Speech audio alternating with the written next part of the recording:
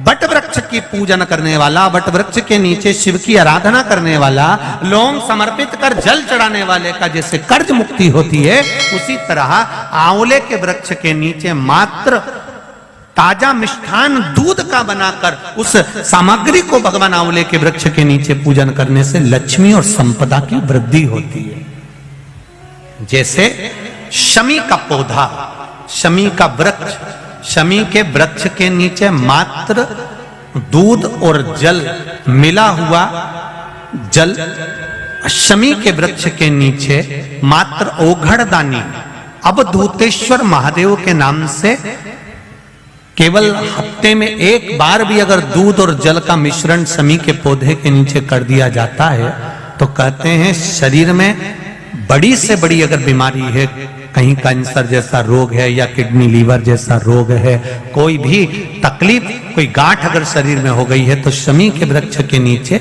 दूध का जल थोड़ा सा हफ्ते में एक बार अवधूतेश्वर महादेव के नाम से समर्पित कर देने से रोग का निवारण होने लगता है, रोग थम जाता है और आगे नहीं बढ़ पाता और उसका इलाज चालू हो जाता है, सुख का अनुभव हो।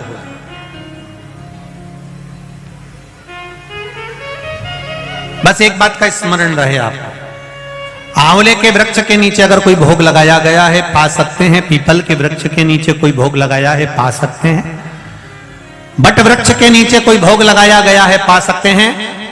जिस वृक्ष के नीचे भोग लगाओगे पालोगे, पर शमी वृक्ष के नीचे का जो भोग लगाया गया है वो नहीं पाया जाता। शमी वृक्ष का जो प्रसाद है वो आपको वहीं छोड़ना पड़ता है। शमी वृक्ष का प्रसाद वहीं छोड़। जैसे ये जलाधारी है माता पार्वती जी का हस्तकमल, ये शिवलिंग रखा हुआ है, ये जलाधारी में से पानी बहने का स्थान, बीच में मोटी सी लाइन जहां अशोक सुंदरी विराज रही है, राइट में गणेश जी, लेफ्ट में कार्तिकेय जी, और गोल जो भाग है वो माता जी का हस्तकमल है। और ये जो शिवलिंग रखा हुआ है ये शिव का स्वरूप है। जहां पर भगवान शंकर का शिवलिंग रखा हुआ है उस स्थान पर आज अनंग त्रयोदशी के दिन मात्र जिस पति पत्नी का आपस में बैर चल रहा हो, अदालत में झगड़ा चल रहा हो, विवाद चल रहा हो, आपस में प्रेम समाप्त हो गया हो, एक दूसरे का सम्मान करना भूल गए हो, बात बात में झगड़ा करते हो, जरा जरा सी बात में मन मोटाव हो जाता हो, वो केवल एक कच्चे दूध की मात्र उंगली को भिंगाकर अगर जहां शिवलिंग रखा हुआ है वहां पर केवल कामदेव रति शिव और पार्वती का नाम लेकर मात्र उस कच्चे दूध की मात्र उंगली ही फेर देते हैं तो उन पति पत्नी का जिंदगी में कभी विवाद नहीं हो सकता और कभी गलत मार्ग पर वो जा नहीं सकते। ये अनंग त्रयोदशी की महत्वता है, आज की महत्वता।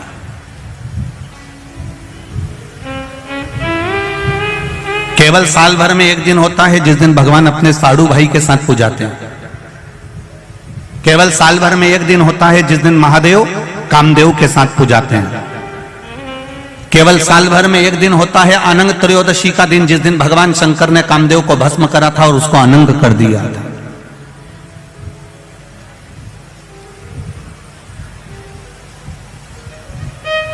और आज पूरे राष्ट्रवासियों को तो बड़ा प्रसन्नता का विषय है कि आपको अनंग त्रयोदशी के साथ में आज सोम प्रदोष का भी आनंद प्राप्त हुआ है। ये शिव की कृपा है, ये उसकी उदारता, ये उसकी करुणा। अनंग त्रयोदशी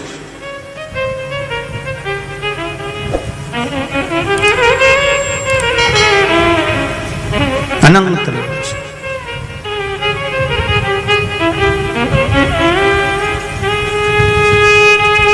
आज के दिन जो 35 साल के हो गए, 30 साल से ऊपर के हो गए, 42 साल के हो गए और जिनका विवाह नहीं हुआ है वो बेलपत्री की मध्य पत्ती पर केवल कच्चा दूध लगाकर ही भगवान शंकर को समर्पित कर देते हैं तो अगली जो अनंग त्रयोदशी आती है उससे पहले उसका मंगल विवाह हो जाता है। इतना महत्व है अनंग त्रयोदशी। अनंग त्रयोदशी का इतना महत्व हमारे शास्त्रों में। महाराज भगवान शिव ओगरदानी, त्रिकालदर्शी, कैलाशी, अविनाशी भगवान शंकर ने माता सती को खूब समझाया था।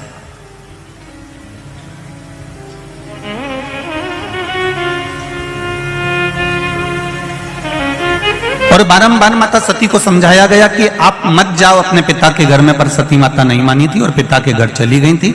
आखिरी में वो भस्म हो गई थी और शिवजी ने अपने तन पर वो भस्म धारण कर ली। देवादिदेव महादेव ने वो भस्म अपने शरीर पर धारण कर ली। समय आ गया, भगवान देवादिदेव महादेव नेत्र बंद कर कर अपनी साधना में, अपने तप में, अपने आनंद में, अपने राम नाम में, अपने कृष्ण नाम में डूब गए।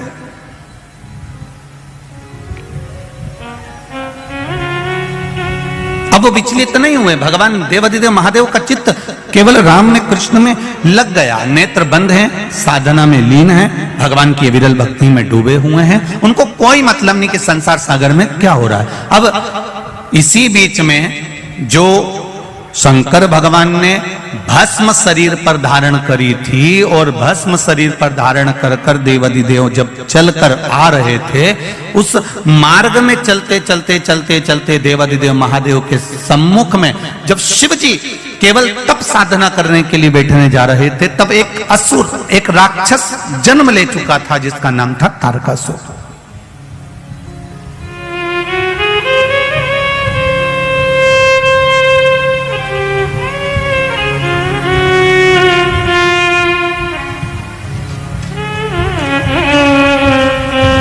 तारकासुर का जन्म हो चुका था। महाराज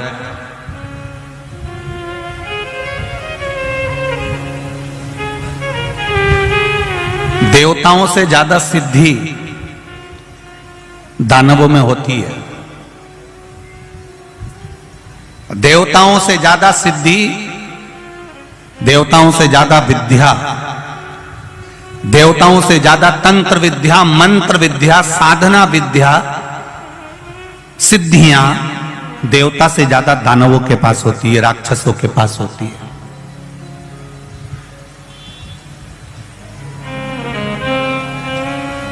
देवताओं के पास में कोई सिद्धि नहीं होती। देवताओं के पास में तो केवल विश्वास होता है परमात्मा के चरणारविंद का। एक दूसरे के प्रति देवताओं के मन में भरोसा होता है। इंद्रदेव को भरोसा है भगवान नारायण पर, नारायण का भरोसा है भगवान शिव पर, ब्रह्मा जी का भरोसा है नारायण पर, वायुदेव, पवन देव, ये जितने भी देवता हुए हैं, गरुण वरुण, जितने भी देवता होते हैं, इनका विश्वास जागृत होता है। देवताओं से ज्यादा सिद्धि दानवों के पास में होती है। उसके बाद भी तुम पूरे पुराणों को उठाकर देख लीजिए, सारे संसार को उठाकर देख लीजिए और जगह जगह जाकर देख लीजिए कि इतनी सिद्धि दानवों के पास में है, इतने मंत्र तंत्र दानवों के पास में है, इतनी सिद्धियां दानवों के पास में है, उसके बाद भी किसी जगह पर दानव की पूजन नहीं होती है। होती है तो केवल देवताओं की पूजन होती है, केवल देवताओं की पूजन होती है। क्योंकि शिव पुराण कहती है कि तंत्र मंत्र साधना, ये सिद्धियां, ये सारी जो सिद्धियां है, ये कुछ दिन की रहती है।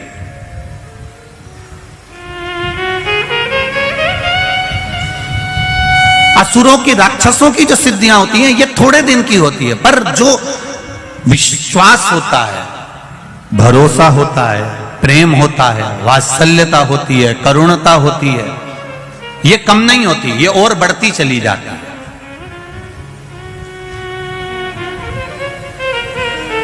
आप जिससे स्नेह करते हो, प्रेम करते हो, विश्वास रखते हो, करुणा रखते हो, वात्सल्यता रखते हो। एक माता अपने पुत्र से प्रेम करती है, वात्सल्यता रखती है, करुणता रखती है, विश्वास रखती है, और बेटा कहीं चले जाए तो मां को नहीं दिखता तो बार बार विचार करती है कहां गया, वो दिख नहीं रहा।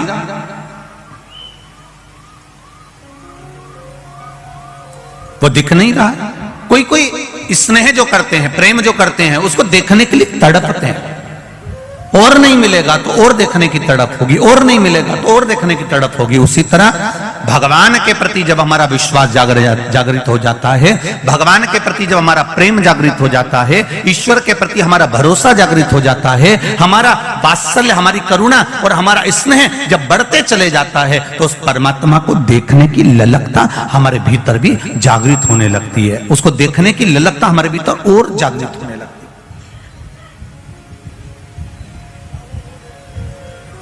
उसको देखने का मन जागृत होने लगता है। देव और दानवों में यह अंतर है कि दानवों के पास में सिद्धियां ज्यादा है, दानवों के पास में बहुत सारे तंत्र मंत्र साधना है, पर देवताओं के पास में कोई सिद्धि नहीं, कोई मंत्र नहीं, कोई तंत्र नहीं, कोई साधना नहीं। और देवताओं के पास में भले मंत्र तंत्र साधना नहीं है, उसके बाद भी आज भी संपूर्ण ब्रह्मांड में, संपूर्ण विश्व में देवता पूजाते हैं, दानव नहीं पूजाते। भले उनके पास में कितनी भी सिद्धियां हो, कितना भी बल हो, कितनी भी सिद्धियां एकत्रित करके रखे हो, कितना भी तंत्र मंत्र इकट्ठा करके रखे हो, पर वो पूजाते नहीं है।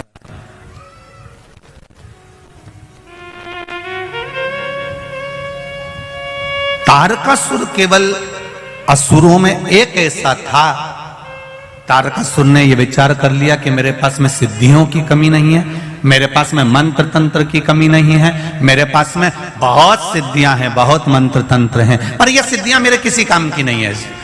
तारकासुर ने विचार कर लिया कि मुझे तो भगवान शंकर का भजन करना है, मुझे शिव भक्ति को धारण करना है, और कुछ भी नहीं चाहिए।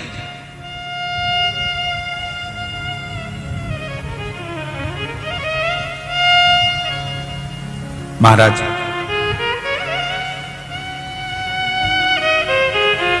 यही चतुरता है। एक कील, एक हथौड़ी, हथौड़ा तुम लेकर आओ, कील ठोकी है, वो कील आड़ी टेढ़ी हो जाएगी, पर एक कारीगर आएगा और वो कील ठोकेगा तो वो कील आड़ी टेढ़ी होगी क्या? नहीं होगी। कारीगर उसमें माहिर है, उसने कील उठाई और ठोकना चालू कर दिया, उसने देखा भी नहीं कील को ठोकना चालू कर दिया और कील सीधी की सीधी लगी है, वो आड़ी टेढ़ी नहीं हुई है, वो आड़ी टेढ़ी होती ही नहीं है क्योंकि वो ठोक रहा है। तो उसमें कारीगरी जो है वो कील ठोकने में प्रबल है और वो ठोक रहा है। उसी तरह जैसे कील संसार का कोई व्यक्ति ठोक रहा है तो वो आड़ी टेढ़ी हो सकती है, पर कारीगर अगर ठोक रहा है तो वो सीधी ही लगेगी। उसी तरह आप इस मन को, इस चित्त को, इस वृत्ति को कहीं पर भी लेकर चले जाओ, पर किसी श्रेष्ठ कारीगर के पास में अगर पहुंच गए, किसी शिवालय में, किसी शिव महापुराण की कथा में पहुंच गए और वहां कोई कारीगर मिल गया तो इस मन को परमात्मा के चरणों में ठोक ही देगा, ये निश्चित है। ये इसकी श्रेष्ठता है।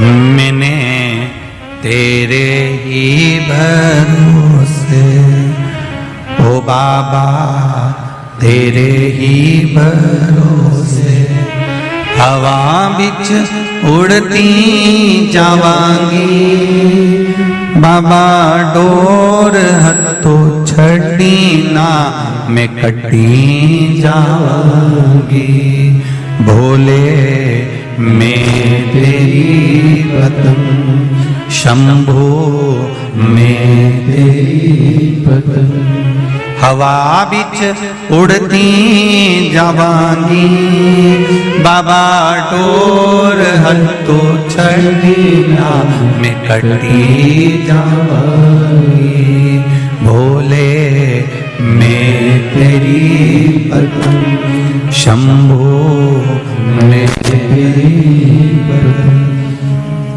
इस मन रूपी कील को किसी कारीगर के पास में, किसी देवालय में ले जाकर रख दो और अच्छा कारीगर मिल गया तो वो ठोकेगा, और फिर एक कील इधर उधर नहीं जाएगी। एक पत्राया है, देखिए,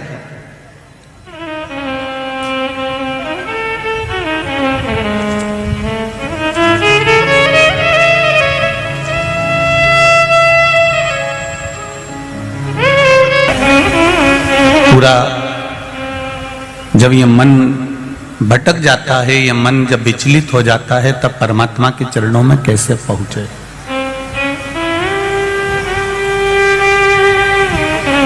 भगवान के चरणारविंद में इस चित्त को, इस मन को ले जाकर कैसे छोड़ा जाए। महाराज,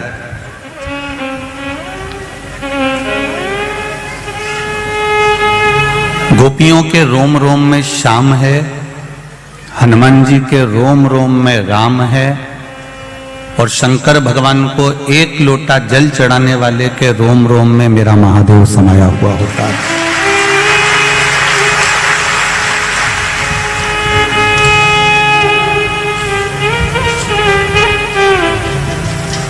गोपियों को जैसे उनके रोम रोम में श्याम समाया है, तो गोपियों को श्याम का दर्शन हो जाता है। हनुमान जी के रोम रोम में राम समाया है, तो उनको राम का दर्शन हो जाता है। और जब एक लोटा जल हम देवाधिदेव महादेव को चढ़ाना प्रारंभ करते हैं, भगवान शिव के मंदिर तक, शिवालय तक, देवालय तक हम जाना चालू करते हैं, तो ये निश्चित है, जैसे गोपियों को भगवान श्याम का दर्शन हुआ, कृष्ण का दर्शन हुआ, हनुमान जी को राम जी का दर्शन हुआ, उसी तरह हमको भी एक ना एक दिन महादेव का दर्शन हो ही जाता है। ये विश्वास के बल पर परमात्मा।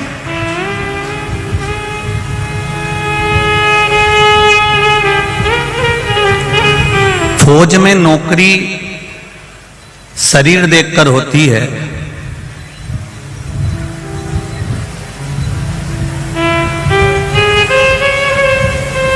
एजुकेशन देखकर होती है,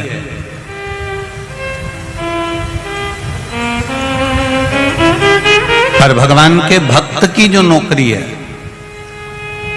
भगवान के चरणारविंद की जो नौकरी है, वो ना एजुकेशन देखकर होती है, ना शरीर देखकर होती है, ना तुम्हारा कपड़ा देखकर होती है, ना तुम्हारा आभूषण देखकर होती है, ना तुम्हारा राजसी ठाट देखकर होती है। भगवान के भक्त की जो नियुक्ति होती है, वो केवल उसका हृदय देखकर होती है, उसका मन देखकर होती है। उसके मन के सिवाय वो कुछ नहीं देखता। निर्मल मन सो मोहि पावा, मोहि छल छिद्र कपट ना भावा।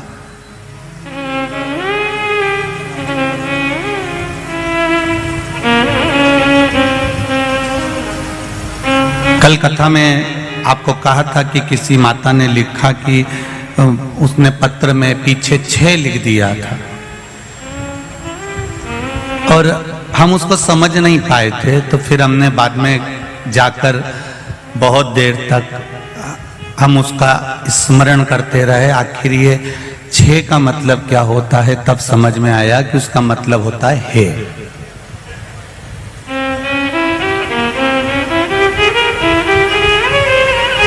अब एक बात निकालने में आई कि आखिर गुजरात वालों ने ये 6 कहां से निकाला।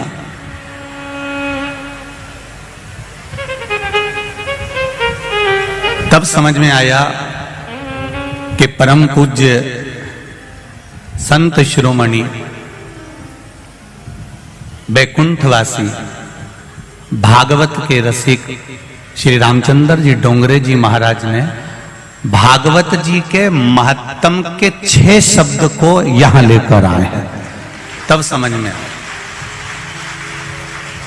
भागवत जी के महत्तम में, श्रीमद् भागवत के महत्तम में 6 अध्याय हैं, और वो पूरे की पूरे 6 अध्याय ये कहते हैं कि आत्मदेव की कथा में ये वर्णन किया कि भगवान है। पूरे महत्तम में एक बात कहते रहे कि भगवान है, भगवान रहेगा, भगवान है। पूरी भागवत के महत्तम में 6 अध्याय में, हर अध्याय में भगवान के होने की उपस्थिति को दर्शाया गया है कि भगवान है। तो वो जो 6 अध्याय हैं, उन 6 को यहां लाकर रख दिया। इसका मतलब है कि हमारा पति 6 मतलब है। अब समझ में मेरे को अच्छे से आ गया। अब गुजरात वालों गड़बड़ी नहीं होगी हो। अब समझ में आ गया कि है 6 मतलब है।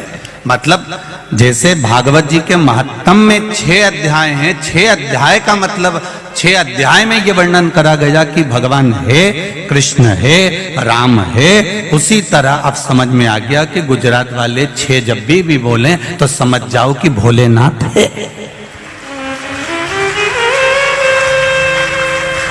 अब इनका 6 केवल अकेला नहीं रहा, अब ये प्रूफ हो गया, ये बिल्कुल प्रमाणित हो गया कि भगवान फिर है, बोल दिए 6 भगवान 6, मतलब भगवान अब 6। अब ये निश्चित हो गया कि मेरा देव अधिदेव महादेव 6। बस इतनी सी बात अब मेरे को गुजरात से मिल गई है, अब मैं इसको कहीं पे भी ले सकता हूं। अब अपने को अच्छे से मिल गया। धन्यवाद गुजरात वालों को जिन्होंने मुझे सिखा दिया, बहुत बहुत धन्यवाद। अब मैं इस बात का बिल्कुल प्रमाणित हो गया कि भगवान राम 6, भगवान कृष्ण 6, भगवान दत्त 6, माँ जगतजननी अम्बा 6, तो भगवान महादेव 6। मतलब शिव इस पृथ्वी पर सदा विराजमान है और उसको पाने का सबसे सुंदर तरीका है सारी समस्या का हल, एक लोटा जल। केवल शिव को पाने का एक आदित्य, एक आनंदित तरीका है, एक सुख।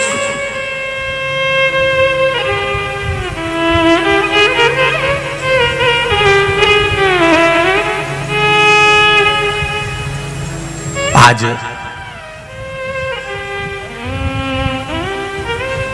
संपूर्ण देशवासियों को अनंग त्रयोदशी की बहुत बहुत बधाई हो। ये मेरे महादेव की वो त्रयोदशी है। इस त्रयोदशी पर आज सोम प्रदोष भी है। इस त्रयोदशी का मतलब अगर संसार के लोगों को मालूम पड़ जाए, ये केवल साल भर में एक बार आती है। महाराज वर्ष में केवल एक बार मार्गशीर्ष मास के शुक्ल पक्ष की जो त्रयोदशी होती है, इसको अनंग त्रयोदशी कहते हैं।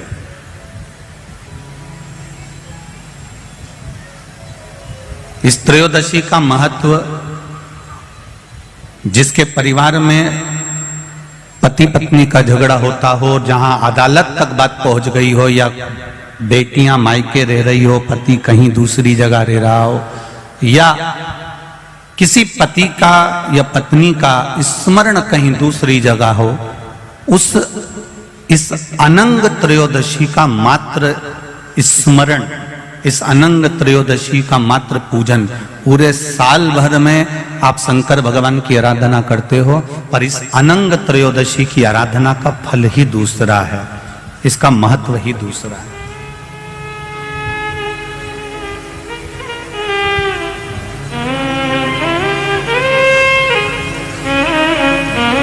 अनंग त्रयोदशी, जिस दिन केवल भगवान शंकर के शिवलिंग, वो आनंद कोई साधारण नहीं। बैठिए बहन, जहां कहीं भी अब बैठ जाइए। श्री शिवाय नमस्ते। यह आनंद भक्ति का एक सुख है, विश्वास, भरोसा, दृढ़ता। फिर निवेदन करूंगा, देवों से ज्यादा बल दानवों में है, देवों से ज्यादा सिद्धियां दानवों के पास में है, देवों से ज्यादा तंत्र मंत्र साधना दानवों के पास में है। उसके बाद भी पूरे संसार में, पूरे विश्व में कहीं दानव की पूजन नहीं होती। क्यों? क्योंकि हमारी भारत भूमि जो है वो विश्वास, श्रद्धा और भरोसे के साथ जीती है। हम जितना प्रेम, वात्सल्य, करुणता परमात्मा के चरणों में रखते हैं, उतना सुख हमारे जीवन में हम प्राप्त कर लेते हैं, उतना सुख हम प्राप्त करें।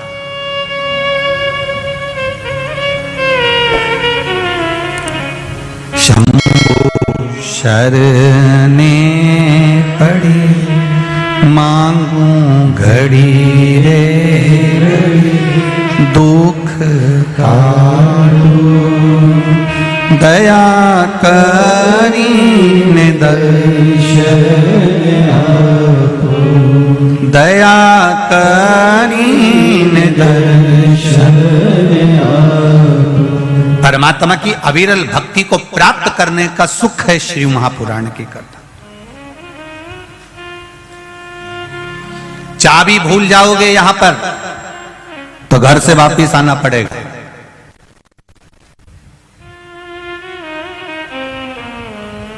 एक बात बहुत ध्यान लगाकर सुनना, चाबी की याद कब आती है? जब घर पर जम के बोलो जरा, पहुंच गए। चश्मा भूल गए, चश्मे की याद कब आती है? जब कुछ पढ़ते से।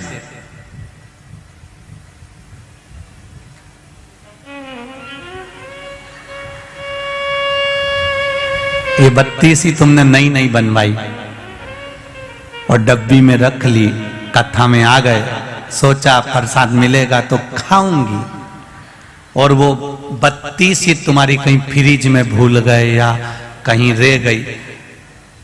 अब कुछ खाने का समय आया तो याद आई कि नहीं आई? मेरी बत्ती सी कहां?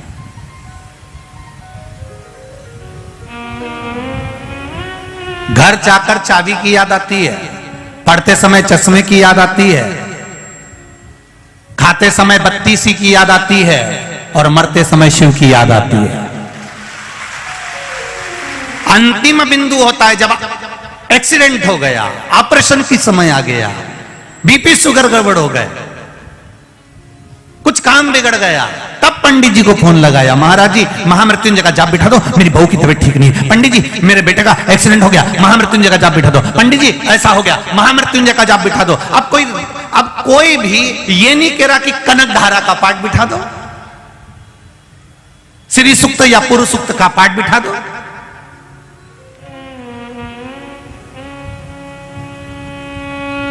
कनक धारा का पाठ, श्री सूक्त पूर्व सूक्त का पाठ कब याद आता है? जब दिवाली आती है, जब कोई शुक्रवार का दिन आता है, कभी लक्ष्मी को प्राप्त करने का दिन आता है। पर जब मृत्यु की घड़ी आती है, मौत की घड़ी आती है, जब उलझनों में मनुष्य उलझ जाता है, जब कहीं ऐसी विषम परिस्थिति में मनुष्य फंस जाता है, उस जगह पर कोई याद नहीं आता, तब मेरा महामृत्युंजय याद आता है, मेरा महादेव याद आता है, क्योंकि अंतिम क्षण में वो सम्मुख में होना चाहिए, अंतिम क्षण में वो सामने होना चाहिए। और अंत समय प्रभु, सब बोलो जरा जम के बोलो, आना वचन दिया तो निभाना पड़ेगा, आए ना आए प्रभु कुटुंब कबीरा, अंत समय प्रभु आना पड़ेगा, वचन दिया तो निभाना पड़ेगा। भगवान अंत समय में तुझे आना ही है, अंत समय में दर्शन देना ही है, ये निश्चित है। तो अंतिम बिंदु में जब परमात्मा याद आएगा, घर गए चाबी याद आई, पढ़ते समय चश्मा याद आया, खाते समय बत्ती सी याद आई, और मरते समय शिव याद आया कि कोई महामृत्युंजय का पाठ बिठा दो, मेरा यहाँ ये तकलीफ आई है, महामृत्युंजय का अनुष्ठान करा दो। शिव को याद कब करा गया? जब अंतिम घड़ी आई, अंतिम क्षण आया, अंतिम पल आया। और शिव महापुराण की कथा कर रही है, अगर अंतिम क्षण में आप शंकर भगवान को याद कर रहे हो, उससे अच्छा है पहले ही चाबी को संभाल के रख लेते, पहले ही चश्मे में डोरी लटका के रख लेते, और पहले ही बत्ती सी को अपने बैग में रख लेते। उसी तरह महादेव को एक लोटा जल प्रतिदिन चढ़ा लेते, तो ये दिन ही नहीं आता, ये दिन ही नहीं आता, ये तकलीफ ही नहीं आती।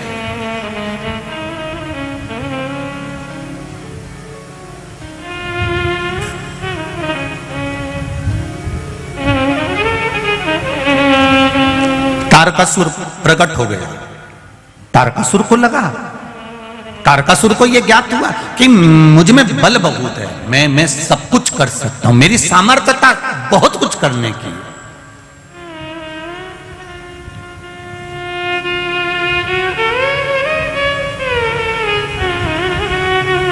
संसार में जितने लोग जन्मे हैं ना,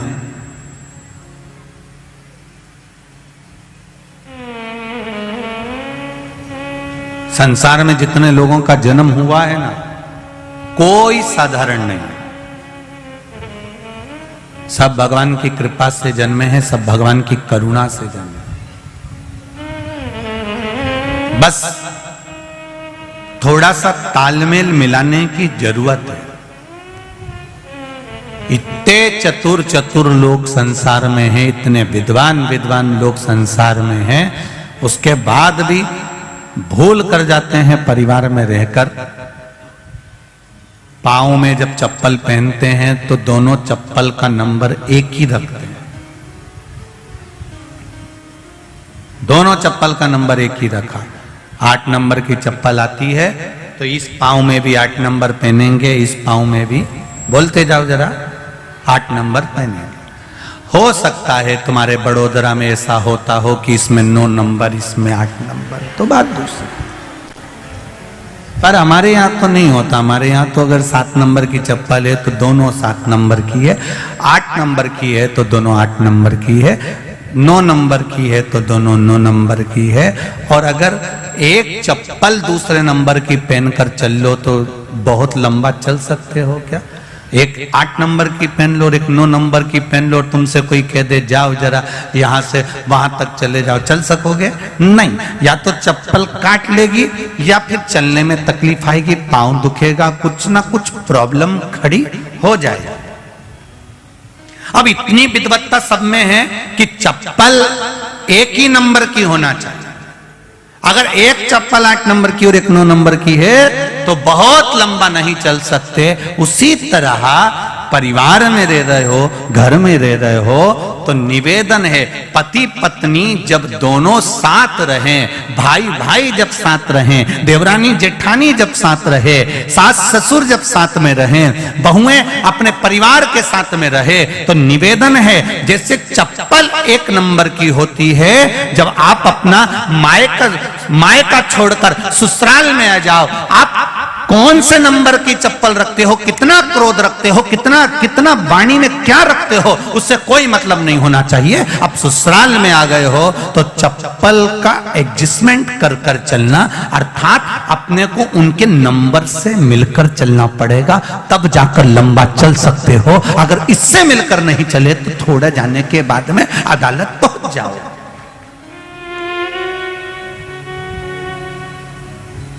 आज के जमाने में सबसे ज्यादा अगर विडंबना है तो ये विडंबना सबसे बड़ी खड़ी होती है।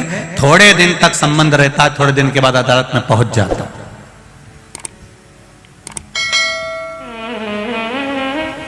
बड़ा दुख होता है कि पिताजी ने 25 लाख 50 लाख खर्च करा, 40 लाख खर्च करा, 10 लाख खर्च करा, पिताजी ने बेटी के विवाह में खर्च करा, उधर बेटे के विवाह में खर्च करा, दोनों का नंबर नहीं मिल पाया, बहुत लंबा नहीं चल पा, बहुत लंबा नहीं चल पा।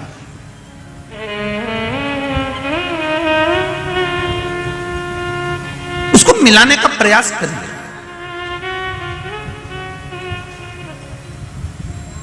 भक्त जितना भगवान के मंदिर जाता है, भक्त जितना भगवान के द्वार जाता है, लोग कहते हैं कि भक्त भगवान के द्वार गया, भगवान के मंदिर गया, पर शिव पुराण कहती है भक्त जितना भगवान के द्वार जाता है उससे दुगना भगवान भक्त के द्वार पर खड़ा जाता है, वहां खड़ा मिलता है, उसके द्वार पर जाता है। कितना सुंदर कहा है, बछड़ा गाय के पीछे चलता है, पत्नी पति के पीछे चलती है। अब अभी का तो हम नहीं कह सकते, पर पहले का नियम था।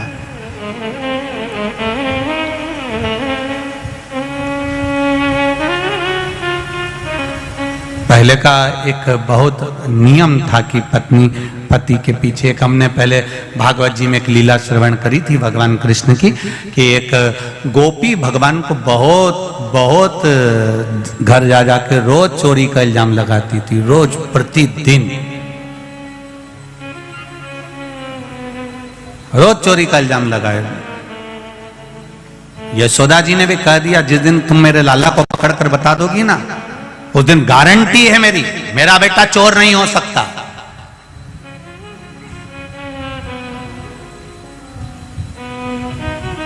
इसने भी कह दिया।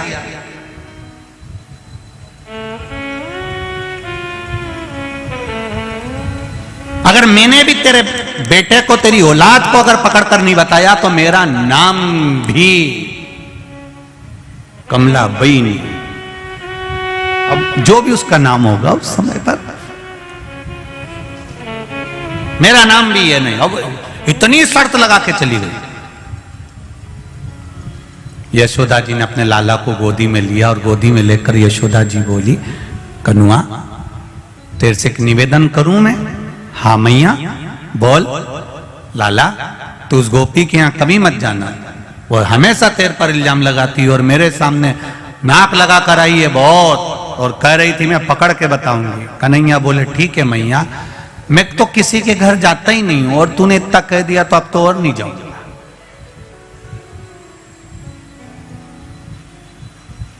ये मानने वाला है। सबसे पहले उसी गोपी के घर गया, सबको लेके गया। अब गोपी भी इतनी समझदार थी, इतनी चतुर थी कि उसने आज लाला को पकड़ने के लिए मटकी के नीचे घंटी लगा दी थी। नीचे लगा मनसुका, श्रीदामा, मधुसूदन, फिर दाऊ, फिर ऊपर चढ़े कन्हैया।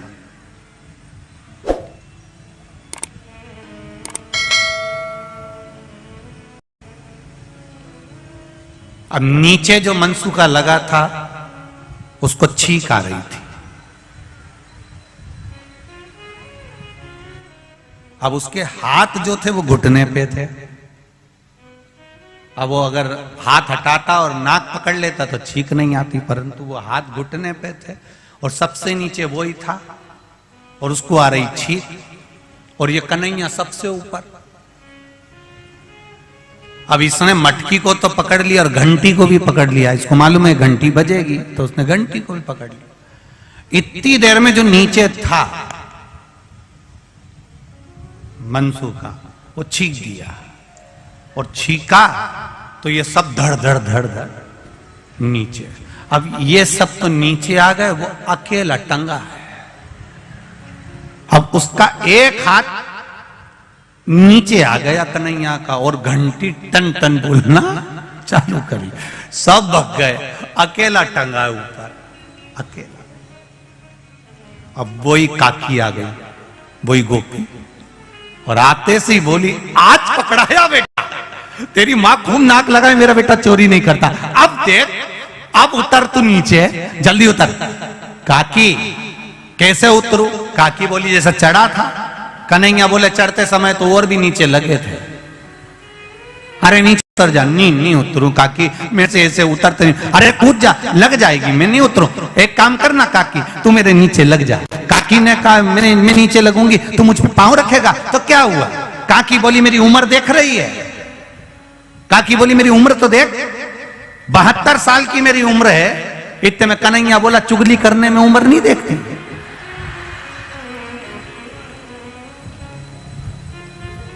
काकी ने बोला मैं लग जाती हूं, तो धीरे से उतरना हो, देख मेरा बुढ़ापे का ध्यान रखना हो।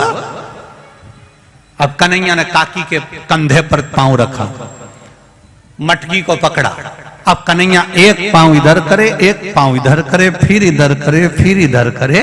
काकी यूं होए, तो इतने में काकी चिल्लाई क्या कर रहा है, उतरता क्यों नहीं है? कन्हैया बोला काकी ऐसो लग रहा हो जैसे सावन के महीने में हिंडोला झूल रहा। काकी बोली आग लगे तेरे हिंडोले को, नीचे उतर। तब कन्हैया ने चोटी मोटी पकड़ के नीचे उतरा और काकी ने उसको पांव में दमोच लिया। अब काकी तो कंगा कर रही थी, बाल बा रही थी, पूरा बाल खुला हुआ था उसका, और इसने कन्हैया को पांव में दमोच लिया और जल्दी से काकी ने कहा आज पकड़ाई में आया है, अब तेरी मैया खून नाक लगाती थी मेरा बेटा चोरी नहीं करता, चोरी नहीं करता, आज दिखाऊंगी तेरे को, ले जाके तू चल तो सरी। और कन्हैया को पांव में दमोच लिया काकी ने और जल्दी से चोटी करने लगी। अब चोटी करने में समय लगता है, अब चोटी करने में समय लगे तो उसने क्या करा, फिर चोटी नहीं करी, फिर जैसे गुजरात की मेरी बहन क्या करती है,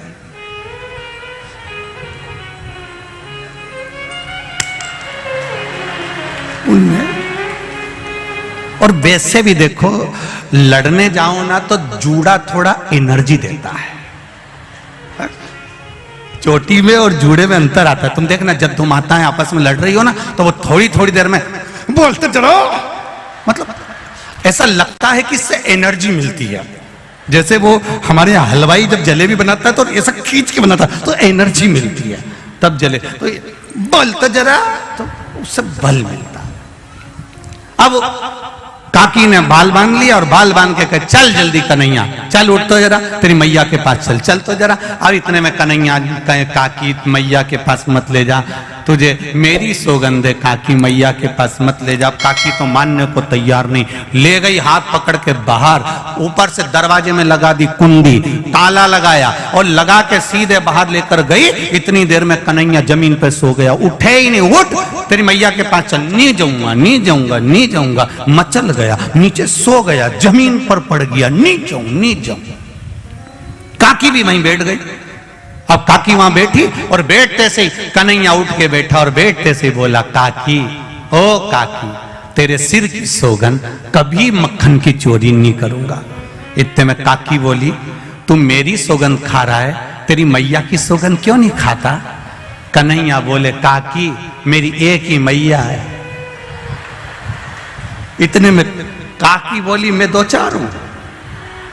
थोड़ी देर बाद कन्हैया ने काकी के दोनों कान पकड़ लिए, खुद के कान पकड़ने की जगह काकी के पकड़कर बोला काकी तेरे कान पकड़ के क्षमा मांगता हूं, कभी चोरी नहीं करूंगा। काकी बोली पहले तो मेरे कान छोड़, क्षमा मांगने के लिए खुद के कान पकड़ते हैं और तू मेरे पकड़ रहा है।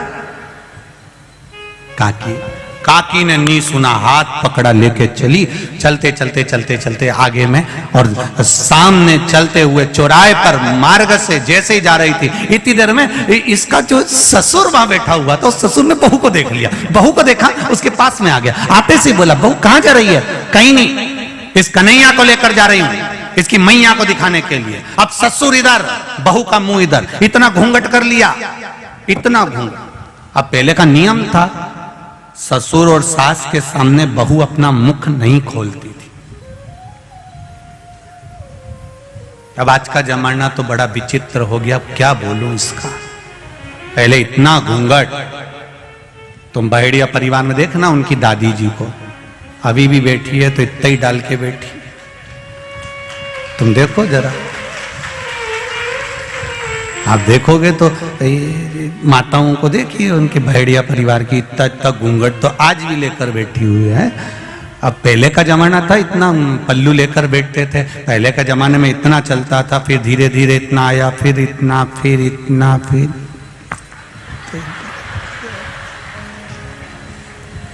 अब तो देखते रह जाओगे, नहीं मिल रहा।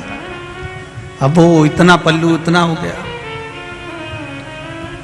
अब तो बहुएं भी 2 बार इतना पल्लू करती हैं, जब शादी कर कर आती हैं तब इतना पल्लू करती हैं, क्योंकि मुंह दिखाई होती है तो सोने की रकम मिलती है। और बहुएं दूसरी बार इतना पल्लू जब करती है कि जब घर में कोई बुढ़ा बुढ़ी डोकरा डोकरी मरता है, कोई बुजुर्ग मरता है, तब इतना पल्लू करती है, क्योंकि आंख में आंसू तो एक भी नहीं आते, बस घूंघट रख के डिजाइन में चिल्लाती रहती है, आंख में आंसू तो आता नहीं। अब इधर ससुर खड़ा, इधर बहू ने मुख कर लिया, कन्हैया का हाथ पकड़िए और हाथ पकड़ कर लेकर जा रही, इसकी मैया को दिखाने जा रहे हैं। इतने में कन्हैया ने कहा मैया काकी बहुत प्यास लग रही है, पानी पियान दे। ससुर ने कहा बेटा छोटा सा बच्चा है पानी पियान दे। जो कन्हैया का हाथ छोड़ा पानी पीने के लिए ससुर के कहने पर, जल्दी आ। कन्हैया जैसे ही आया उसने कहा काकी चल। काकी बोली हाथ पकड़ा, इन्हें लो ना ससुरा जी का पकड़ा दो ले। अब ससुर का हाथ पकड़कर काकी जो चल और ससुर को काटे खून नहीं, भरे चौराहे पर, भरे चौपाल पर बहू ने मेरा हाथ पकड़ लिया। गुस्से में लाल हो गया ससुर, बोला कुछ नहीं। किसी किसी को दो तरह का गुस्सा आता है। एक गुस्से में व्यक्ति बड़बड़ करके बोल देता, गाली दे देता, अपशब्द कर देता, कुछ भी कह देता। दूसरे गुस्से में व्यक्ति कुछ कहता नहीं, अंदर ही अंदर बस घुड़राता रहता। ससुरे को वही गुस्सा आया था और कन्हैया ने कह दिया चल काकी, और ये बुढ़े का हाथ पकड़कर चली। और चलते से बोली क्यों रे तेरा हाथ इतना जाड़ा कैसे हो गया? इतने में कन्हैया बोला पानी पिया ना इसलिए जाड़ा हो गया, और लेके चली। और जैसे ही यशोदा जी के यहाँ दरवाजे पर पहुंची, ससुर तो गुस्से में लाल था, कन्हैया अंदर पहुंच गया खिड़की में से। इसने दरवाजा बजाया, यशोदा ओ यशोदा, यशोदा ओ यशोदा। यशोदा जी निकल कर आई। जो ससुर जी को देखा तो यशोदा जी ने मैं पल्लू कर लिया कि घर का गांव का बुजुर्ग है। यशोदा जी ने पल्लू करा और गांव के बुजुर्ग को देखकर जैसे ही पल्लू करा तो यशोदा जी ने पूछा क्या बात है गोपी? गोपी बोली देख मैं तेरे कन्हैया को पकड़ कर लाई हूं, दे दो चार धड़के। इतने में ससुर जी ने सोचा बता मेरी बहू मुझे कुटवा रही, रुक जा। इतने में यशोदा जी ने पल्लू लेकर कहारी, अरे पलट के तो देख ले कौन को पकड़ के लाई है। इतने में सखी बोली तू मारे कि मैं मारूं? ससुर ने कहा मेरी बहू मुझे मारेगी, आज देखो ही सरी। ससुर खड़ा और इतने में यशोदा जी बोली पीछे पलट तो सरी। जो यशोदा जी ने कहा और सखी ने पलट कर देखा तो ससुर को देखकर रो पड़ी, पिताजी तुम कहां से आ गए? इतने में मैं तो कन्हैया को पकड़ कर लाई थी। ससुर जी ने कहा तू घरे तो चल, तुझे बच्चे में और बुढ़े में अंतर नहीं टिपे, तू घरे आ, घर आ। इतने में कन्हैया अंदर से आंख मलता मलता आया, मैया क्या हो गया? इतने में यशोदा जी बोली ये गोपी तो पागल हो गई। यशोदा जी अंदर गई, कन्हैया बाहर निकल के ठोड़ी पे हाथ रखकर बोला कैसी है? जो कन्हैया ने कहा। इतने में तो गोपी बोली तू रुक जा रही, एक बार अब की बार पकड़ाई में आ गया ना, पुदीना की चटनी नहीं बनाए, ऐसी तेरी चटनी नहीं बनाई तो मेरा नाम गोपी नहीं। इतने में कन्हैया बोला पहले घरे जा, घरे तेरा खसम तेरी ऐसी चटनी बनाएगा, तेरा पति तेरी चटनी बनाएगा, तू जा। और ये गोपी घर गई। ससुर जी रात को बैठे हुए थे, गोपी ने कहा उनसे मत कहना। ससुर जी ने कहा जाओ अपने कमरे में। रात को ससुर जग रहा, पति आ गया इसका। पति ने पूछा पिताजी आज आपको नींद नहीं आ रही? बाबूजी, दाई जी आज आपको नींद नहीं आ रही? भाऊ आप आज नींद नहीं आ रही? इतने में ससुर जी ने कहा जिस घर में ऐसी बहू हो कौन ससुरे को नींद आएगी बता तू। क्या हुआ? रास्ते में से मेरा हाथ पकड़कर यशोदा जी क्या ले गई और क्या क्या मारो, और क्या क्या मैं कन्हैया को पकड़ के लाई थी। इतने बुढ़े में इसको कन्हैया दिख रहा। इतने में बेटे ने तुरंत अपने पिताजी से कहा पिताजी ये देखो। पिताजी बोले बेटा ये क्या हो गया? पिताजी रात को पानी पीने उठा था, इसने डंडा उठा के मेरे को जो दिया धर के। मैंने पूछा किसको मार रही? तो क्या कन्हैया को मार रही?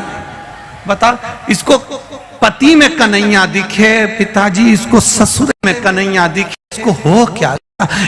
ससुर ने कहा बेटा मुझे लग रहा है इसको कोई हवा मवा लग गई, अब वो निकलेगी कैसे? तो उन्होंने कहा एक काम करो, वृंदावन जाते हैं तो वहां पर एक बाबा बैठा है काली कामल ओढ़ के, उसको लेकर आ जा। इतने में कन्हैया जी के पास में मनसुखा ने जाकर कह दिया वो गोपी का पति जा रहा है बाबा जी को लेने। कन्हैया ने माखन की मटकी उठाई, बाबा जी को दे दी, बाबा की काली कामल ओढ़कर कन्हैया बैठ गया। इतने में इसका पति आकर बोला बाबा मेरी पत्नी को कोई हवा धर गई बाबा, उसको सही कर दो बाबा। बाबा ने कहा चलो आगे आगे इसका पति, पीछे पीछे बाबा, काली का मलोड़ कर कन्हैया गए। और जो पहुंचे इतने में कन्हैया ने कह दिया, ससुर भी दूर रहो, पति भी दूर रहो, पहले मुझे देख के आन दो कि कौन को हवा लगी है, कि वो बैठी है। दरवाजे पे बैठी थी कन्हैया, काली कमल ओढ़कर जो गए और ओढ़कर जाकर कम्बल हटाकर बोले, काकी कैसी? काकी बोली कन्हैया आ गया। अब जैसे ही बोली कन्हैया आ गया, इतने में तो ससुर और पति दोनों चिल्ला के बोले, बस बाबा हवा ये लगी है। हर एक में कन्हैया दिखता है। अब बताओ तुम में भी कन्हैया दिख रहा है, बाबा इसको कन्हैया दिखना बंद हो जाए, ऐसी कृपा कर दो। इतने में भगवान ने कहा, तुम चिंता मत करो, इसको दरवाजा लगाने का बहुत शौक है, इसको अंदर खटिया से बांध दो। कमरे में खटिया से बांधा, 5 किलो मिर्ची लाओ, एक तगाड़ी कंडा जला के लाओ, लकड़ी जला के लाओ, अंदर रखो, 5 किलो मिर्ची झोंक के दरवाजा लगा के बाहर बैठ गया। थोड़ी देर बाद अंदर गया, सबसे कह दिया अंदर मत आना। अंदर जाके पूछे, काकी कैसी? काकी क्या अच्छी? तो रुक तो सही। पति आकर बोले, बाबा थोड़ा ठीक है। कन्हैया ने काकी से पूछा, अब चुगली करेगी? मेरी मैया के पास जाके कुछ बोलेगी? इतने में ससुर ने कहा, बाबा इससे पूछो कहीं कन्हैया तो नहीं दिख रहा है। इतने में खड़े हो जाओ। कन्हैया ने पूछा, ये कौन है? महाराज ससुरा जी। ये कौन है? महारा पति देवता। मैं कौन हूं? कन्हैया। इतने में ससुर ने कहा, बाबा 2 भूतड़ी तो निकल गई, एक बच्ची है, 5 किलो और झोंक दो तुम तो, और झोंको 5 किलो। और उन्हें ली ने 5 किलो मिर्ची और झोंक दी। ले अब की बार कन्हैया ने पूछा, ये कौन? महारा ससुरा। ये कौन? महारा पति देवता। आज जो बोले, ये मैं कौन? बाबा। बाबा तुम्हें कहीं कन्हैया दिख रहा? बिल्कुल नहीं दिख रहा, बिल्कुल।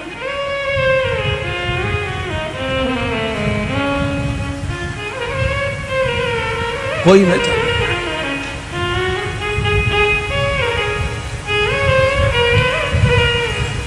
हृदय चित्त से कथा कर रही है। भगवान को पाने का एक तरीका, गोपियों के रोम रोम में श्याम है, हनुमान जी के रोम रोम में राम है, और जल चढ़ाने वाले के रोम रोम में महादेव है। उसकी भक्ति का बल बड़ा होना चाहिए, और जब भक्ति का बल बड़ा होता है तब भगवान को प्राप्त करने का तरीका बदल जाता है। गोपियों को भगवान के प्राप्त करने का तरीका बदलना पड़ा। हनुमान जी महाराज पहली बार राम जी से मिले थे, उन्होंने भगवान को प्राप्त करने का तरीका बदल लिया। संत ब्राह्मण का रूप रखकर राम जी के पास जाकर परीक्षा ले लेते, तरीका बदला। भगवान को पाने का भी तरीका बदल गया।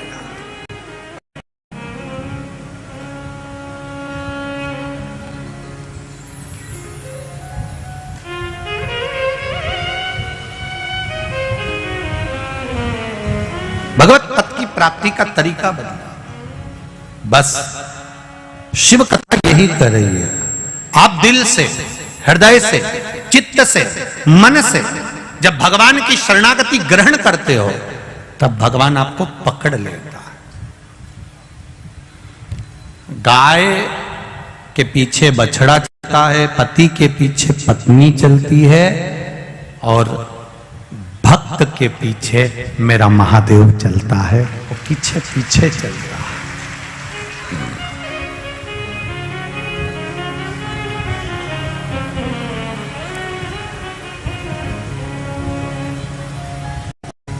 भक्त के पीछे भगवान चल रहा। और जब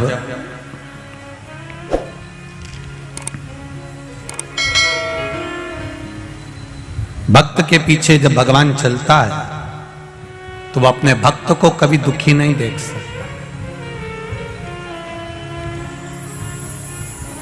अपने भक्त को कभी वो दुखी नहीं देख सकता। आप सबसे एक निवेदन, तारकासुर से थोड़ा सा सीखना है हमको कि तारकासुर असुर होकर, राक्षस होकर भी भगवान शंकर की भक्ति को नहीं छोड़ा था। जीवन में तकलीफें आती हैं, कष्ट आता है, रोग आता है, बीमारी आती है, तकलीफ आती है। कभी ये विचार मत करना कि भगवान ने मेरा साथ छोड़ दिया। कई लोग कहते हैं कि कोई मर गया तो लोग भगवान को छोड़ देते हैं, भगवान को भजना छोड़ देते हैं, पूजन छोड़ देते हैं। नहीं नहीं, लोग कहते हैं क्या भगवान की दृष्टि हमारी ओर नहीं है? लोग कहते हैं क्या भगवान हमको नहीं देखता? इतना दुनिया भर का दुख हमको मिला है, दुनिया भर का कष्ट हमको मिला। ऐसा नहीं है, भगवान देखता है, पर भगवान कहता है कि जो दुख, जो तकलीफ, जो कष्ट है वो हमारे कर्म के अनुसार है और उस कर्म का भोग हमको भोगना ही पड़ता है। शिवाय नमस्तुभ्यं, श्री शिवाय नमस्तुभ्यं, श्री शिवाय नमस्तुभ्यं, श्री शिवाय नमस्तुभ्यं, श्री शिवाय नमस्तुभ्यं। भोला सब दुख काटो मारा, ओ भोला सब दुख काटो मारा। शिव शंकर जपूं तेरी माला, भोले बाबा जपूं तेरी माला। भोला सब दुख काटो मारा, ओ भोला सब दुख काटो मारा। शिव कृपा भगवान देवाधिदेव महादेव की पावन कथा करे। तारकासुर भगवान शिव की भक्ति करने में बैठ गए, शिवाराधना में बैठ गए। अब देखिए, शंकर भगवान के भजन को करने के बाद भी तारकासुर ने कुछ नहीं माना।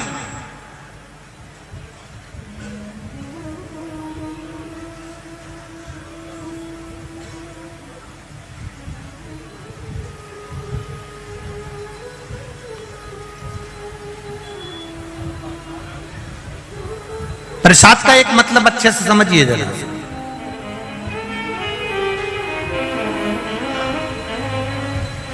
प्रसाद का एक मतलब होता है अपने आप मिल जाना।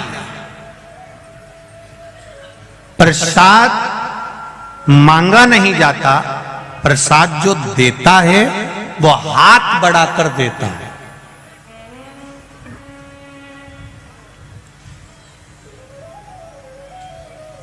और बहुत ध्यान दीजिएगा जरा थोड़ा सा। एक वो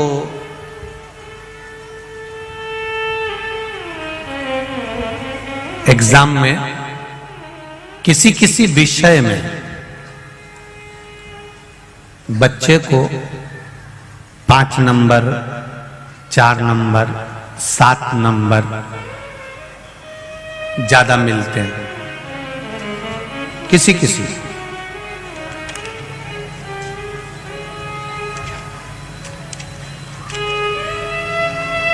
और जब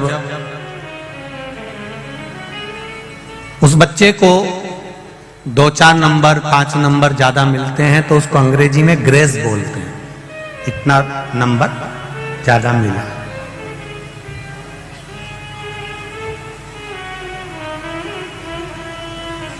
मतलब वो उसने मांगा नहीं है। एग्जाम देते समय उसने ये नहीं लिखा था कि मुझे इस नंबर में, इस सब्जेक्ट में इतना ग्रेस देना, इतना ज्यादा देना, ये उसने बोला नहीं। प्रसाद को अंग्रेजी में ग्रेस भी कहते हैं, मतलब मांगा नहीं जाए और मिल।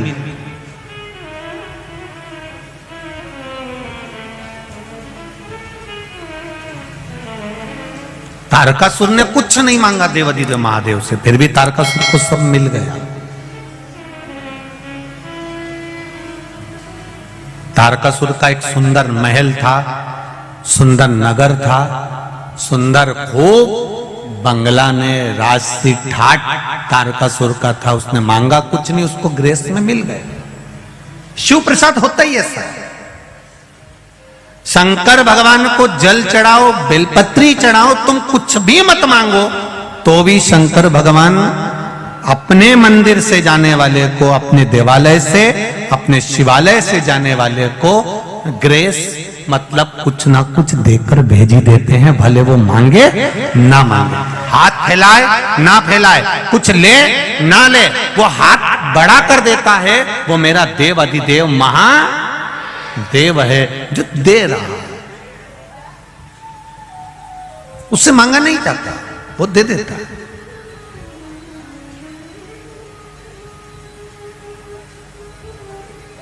खाली न जाता कोई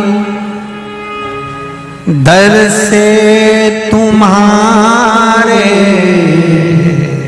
खाली न जाता कोई दर से तुम्हारे, मैं भी खड़ा हूँ नन्ही बाहें पसारे, मैं भी खड़ी हूँ नन्ही बाहें पसारे। अपने हृदय से लगा लो, गिरा जा रहा हूँ, उठा लो, प्रभु अपने दर से अब तो न टालो, गिरा जा रहा हूँ, उठा लो। आप शिव के मंदिर जाएं, आप शंकर भगवान की चौखट पर जाएं, आप शिव के द्वार जाएं, मांगने की जरूरत नहीं है आपको, वो दे देगा। आपके हृदय में क्या है वो जानता है।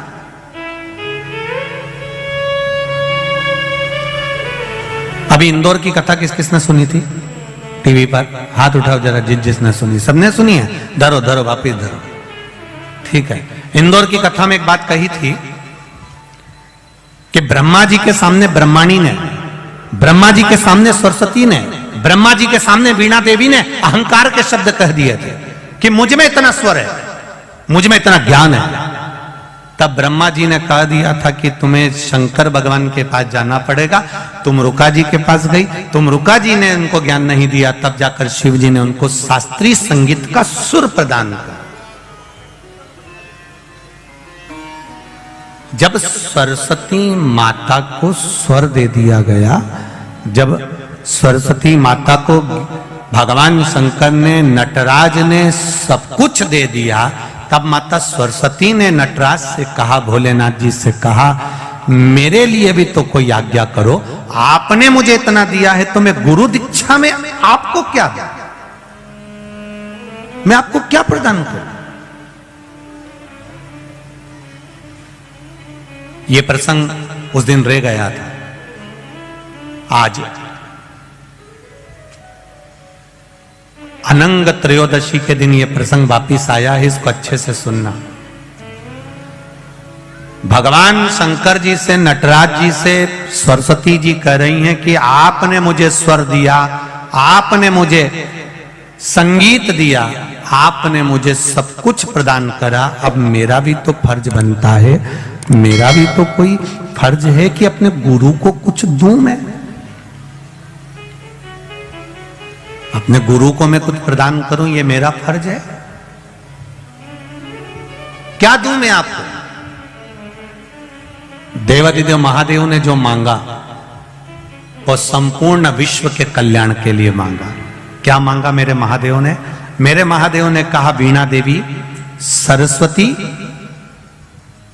सुनो, जैसे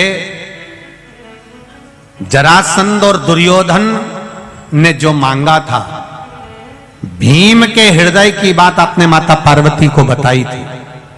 बस मेरे शिवालय में, मेरे मंदिर में, मेरे देवालय में कोई जल चढ़ाने आए या बेलपत्र चढ़ाने आए या भूल से भी मेरी देहली पर चढ़ जाए, उसके मन में क्या चल रहा है आप तुरंत बस नंदी से जाकर कह देना, नंदी मुझे बता देगा। मैं शाम को प्रदोष काल के समय रोज भ्रमण पर जाता हूं, मैं कल्याण कर दूंगा। बस इतनी ही सुना। अब वीणा देवी सरस्वती का काम क्या है?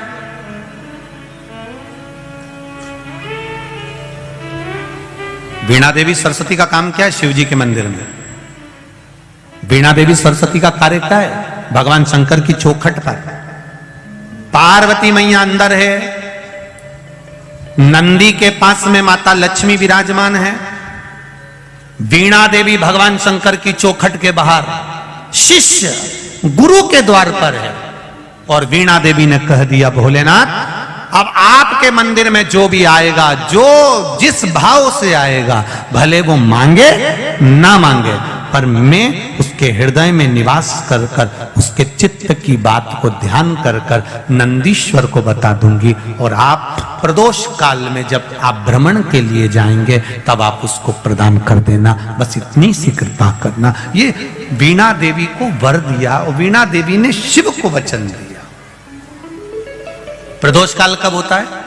सूर्य अस्त होने वाला है, सूर्य डूबने वाला है, उसके 45 मिनट पहले से सूर्य डूब जाता है, उसके 45 मिनट बाद तक प्रदोष काल का समय होता है। शिव जी के भ्रमण का समय क्या है? यही प्रदोष है। प्रतिदिन मेरे देवाधिदेव महादेव भ्रमण पर निकलते, प्रतिदिन।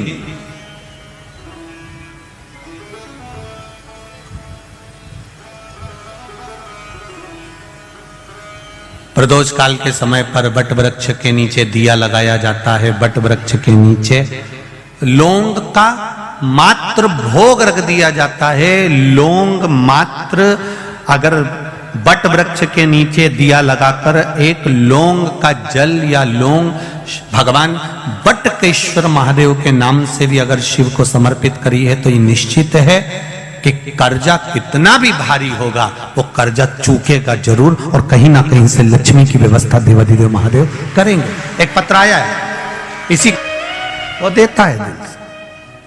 आप यहां से जब जाएं तब एक बार दिल से उसको नमन कर कर, दिल से कहकर जाना, उसको हृदय से विनय कर कर जाना, निवेदन कर कर जाना, करेगा।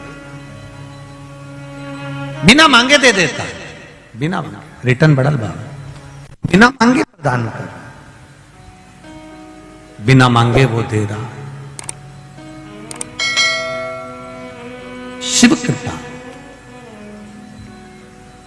आप करो। प्रसाद मांगा नहीं जाता। शिव महापुराण की कथा कहती है, प्रसाद देने वाला अपना हाथ खुद आगे बढ़ाता है देने के लिए। शंकर भगवान पर जल चढ़ाओ तुम, भले मत मांगो।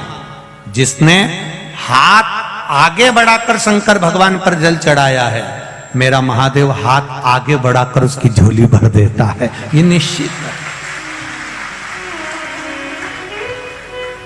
राम जी को, भगवान कृष्ण जी को, लड्डू गोपाल जी को, घर में जितने भी देवी देवता हैं उनका जब हम पूजन करते हैं, उनको स्नान कराते हैं, तो आपको हाथ लंबा करने की जरूरत नहीं पड़ती है। वहीं की वहीं आप भगवान को स्नान करा देते हैं, जल चढ़ा देते हैं। पर केवल एक देवाधिदेव महादेव ऐसे होते हैं जिनको जल चढ़ाने के लिए आपको अपना हाथ आगे बढ़ाना पड़ता है। हम जब अपना हाथ आगे बढ़ाते हैं देने के लिए, तो महादेव भी अपना हाथ बढ़ाते हैं सब कुछ लुटाने के लिए। आप उसके बल पर वो प्रदान करता, वो देता। महाराज सरस्वती जी ने मांगा मुझे कुछ वर दीजिए, दे दिया। अब आपसे निवेदन है कि आप बोलिए मैं क्या कर सकती हूं आपके लिए, क्या करूं मैं आपके लिए। बस इतना करिएगा, मेरे दरवाजे पर कोई आए उसके मन की बात मुझे बता दीजिए। प्रसाद लेने वाला और देने वाला दोनों में अंतर होता है।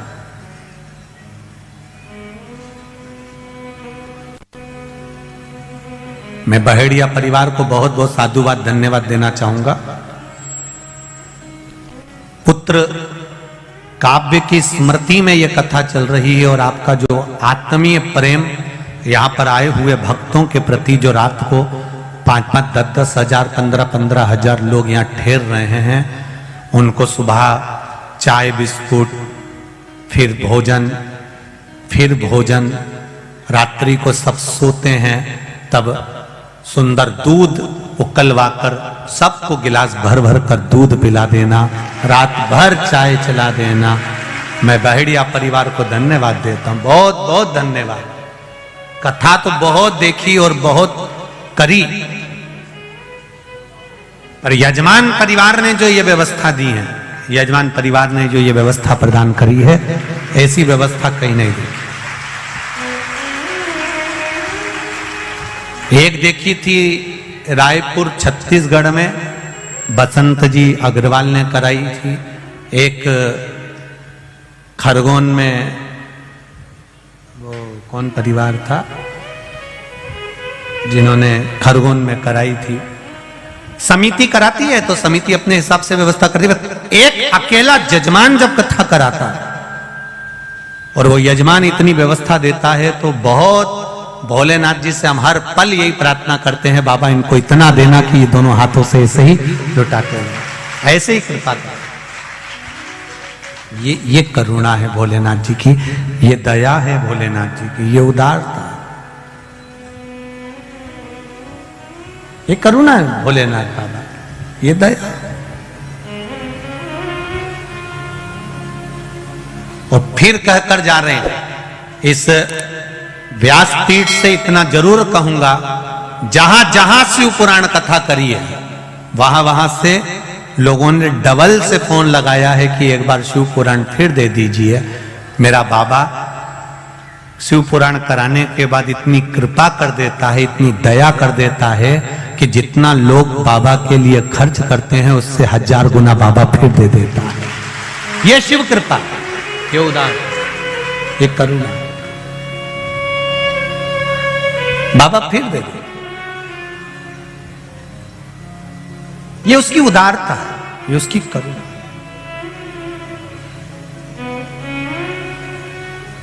महाराज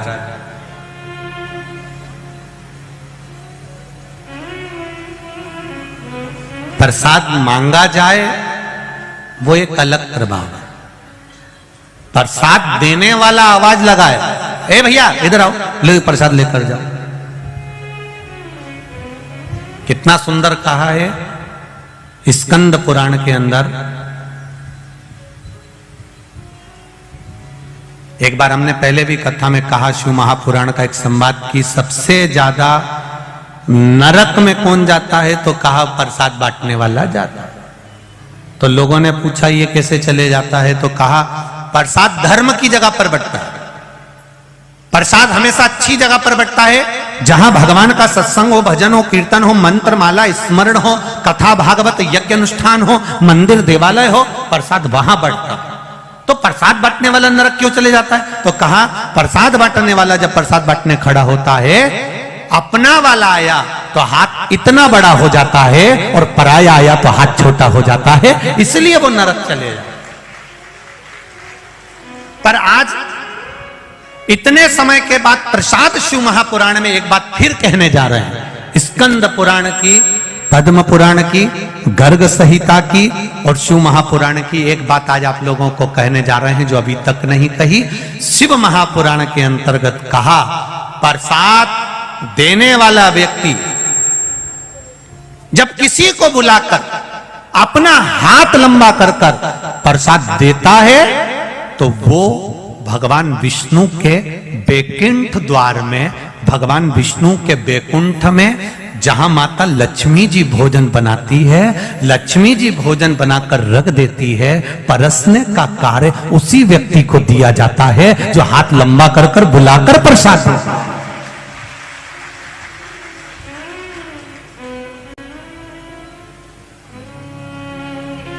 और हमने देखा यहाँ बाहड़िया परिवार जो कथा करा रहा है, हमने छोटे छोटे वीडियोस आप लोगों के, हम लोग तो कभी रसोई घर जाते नहीं तो गए भी नहीं, तो हमने उसमें वीडियो में देखा कि कई माताएं बुला कर दे रही, भैया चाय लो, उधर से बिस्कुट लो, भैया आओ इधर आओ चाय लो, उधर बिस्कुट रखा है बिस्कुट लो, लो दूध प्रसाद लो, लो भोजन प्रसाद लो, ये बुलाकर जो दे रहे हो। तो हम पूर्ण भरोसे से कह सकते हैं कि बैकुंठ में लक्ष्मी जी तो बनाएगी पर नारायण को भोजन आप ही खिलाओगे, ये निश्चित है, ये विश्वास है, आप ये जागरूकता है।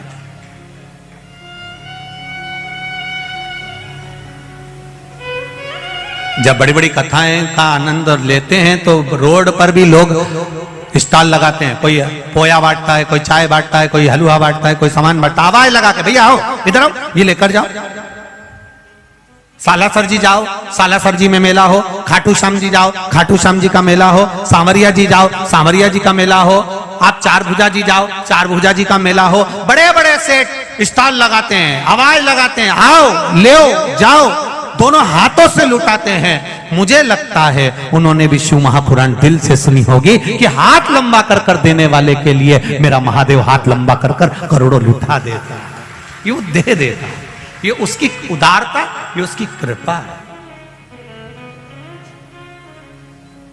ये उसकी करुणा है।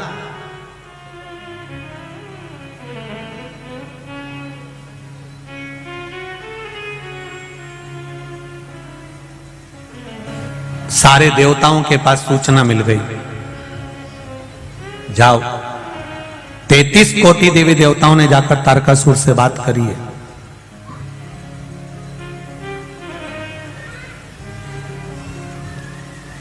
तैतीस कोटि देवी देवताओं ने तारकासुर से बात की,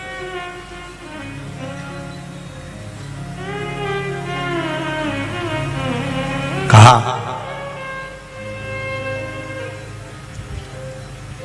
आप उपद्रव कर रहे हो, तब साधना करा, भजन करा, कीर्तन करा, सब कुछ आपके पास में है, अभी उपद्रव क्यों करना? तुम्हारी मृत्यु कैसे होगी वह आप बता दीजिए। तारकासुर ने कहा, मुझे मारने वाला संसार में कोई जन्म नहीं लिया है, मैं मरूंगा नहीं, ये निश्चित है।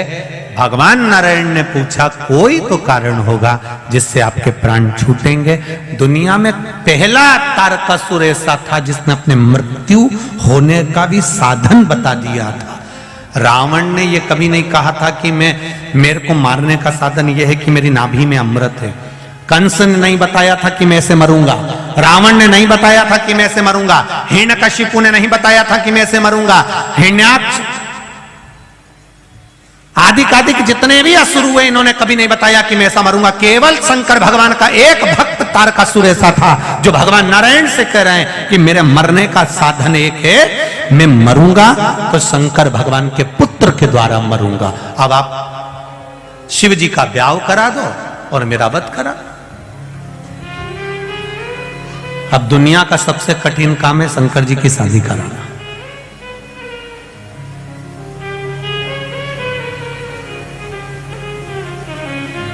आज के जमाने में सबसे ज्यादा कठिन काम है बेटी को ये बोलना, बच्चों को ये बोलना कि अब मैं तुम्हारी शादी पक्की कर रहा हूं और वहां कर रहा हूं। इतने में बेटा बेटी का मुंह भगोना हो जाता है।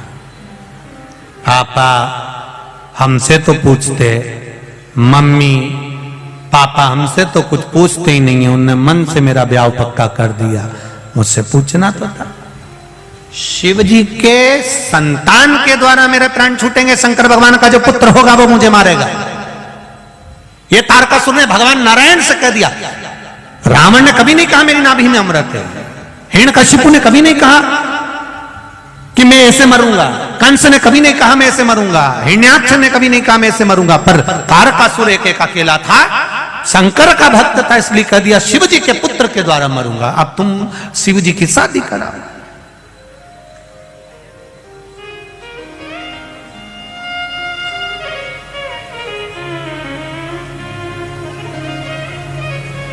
तारकासुर से हमारे लोगों ने सीखा, ये सीखा है हमारे लोगों ने, ऐसा नहीं बेटी का ब्याह करना है, बेटे का ब्याह करना, करूंगा पर थोड़ा सा पहले मकान बना लूं, थोड़ा सा मकान का ये काम करवा लूं, इसके बाद बेटी ब्याह का। मतलब तारकासुर का संबोधन ध्यान में है, मरूंगा पर शंकर भगवान के पुत्र के द्वारा मरूंगा।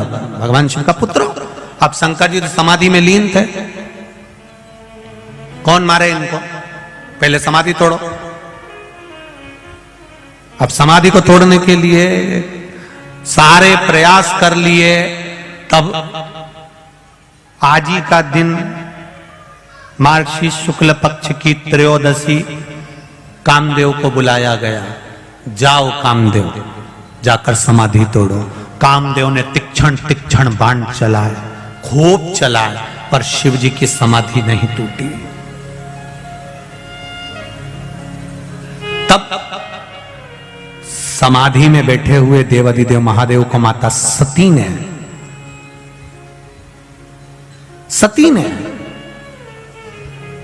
स्मरण कराया, ये मेरी बहन का पति है, मैं दक्ष प्रजापति की बेटी सती और मेरी बहन है रति। ये रति का पुत्र है, रति का पति है कामदेव। आप मेरे लिए कुछ नहीं करे, कम से कम इनके लिए थोड़ा सा आप नेत्र खोल लीजिए। देवाधिदेव महादेव रिश्तेदारी निभाना जानते थे। दुनिया में केवल एक देवाधिदेव महादेव ऐसे हैं जो अपने संबंध को निभाना जानते हैं, रिश्ता निभाना जानते हैं, संबंध निभाना जानते हैं कि संबंध किसको कहते हैं। शिव जी ने, कामदेव ने नेत्र खोल, जो बाण छोड़ा, शंकर जी का तीसरा नेत्र खुला। खुलते से ही आम के पल्लव में, आम के पल्लव में, आम के वृक्ष के ऊपर, आम के पल्लव पर कामदेव छुप कर बैठे थे।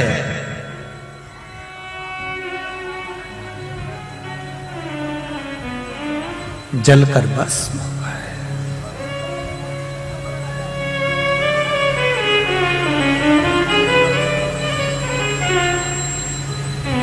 कामदेव ने आम के पल्लव को पकड़कर रखा था।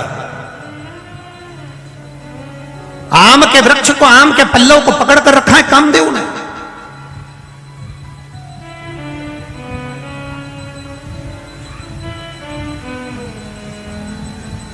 तैतीस कोटि देवी देवताओं ने आकर उस आम लेके, उस आम के वृक्ष पर 33 कोटि देवी देवताओं ने आकर कहा, कामदेव चिंता मत करो, अगर तुम भस्म भी हो गए, हम शिव से तुम्हें वापस प्राप्त कर लेंगे। कामदेव प्रसन्न हो गया, बड़ी कृपा करी, इस आम के पल्लव के ऊपर आपका मुझे दर्शन हुआ। आज भी सनातन हिंदू धर्म के अंदर घर में कोई भी शुभ कार्य होता है तो दरवाजे पर आम की बंदरवाल बांधी जाती है, क्योंकि वो आम की बंदरवाल नहीं होती, 33 कोटि देवी देवता चौखट पर आकर बैठ जाते हैं, और हम जब उस चौखट के अंदर प्रवेश करते हैं या बाहर निकलते हैं तो 33 कोटि देवी देवता हमको आशीर्वाद देते रहते हैं। ये आम के पत्ते की बंदरवाल है। अब इधर गुजरात में बनती कि नहीं बनती हमको नहीं मालूम, बनती है क्या? बनते हैं यहां पर। आज भी घर में शुभ कार्य होगा, आम के पत्ते लगाए जाएंगे, आम के पत्ते की बंडल भर बांधी जाएगी, विवाह होगा आम के पत्ते की बंडल भर। आम के पल्लव में कामदेव छुप कर बैठे थे और आम के वृक्ष के ऊपर 33 कोटि देवी देवताओं ने आकर कामदेव को दर्शन दिया था, इसलिए आम के पत्ते की बंदरवल बांधी जाती है। कई लोग कहते हैं आम तो खट्टा होता है, आम तो खटास होती है, फिर इसके पत्ते क्यों लगाए जाते हैं? क्योंकि 33 कोटि देवी देवताओं ने आकर यहां दर्शन दिया। आम के पल्लव के ऊपर, आम के वृक्ष के ऊपर देवता पधार कर दर्शन दिए। काम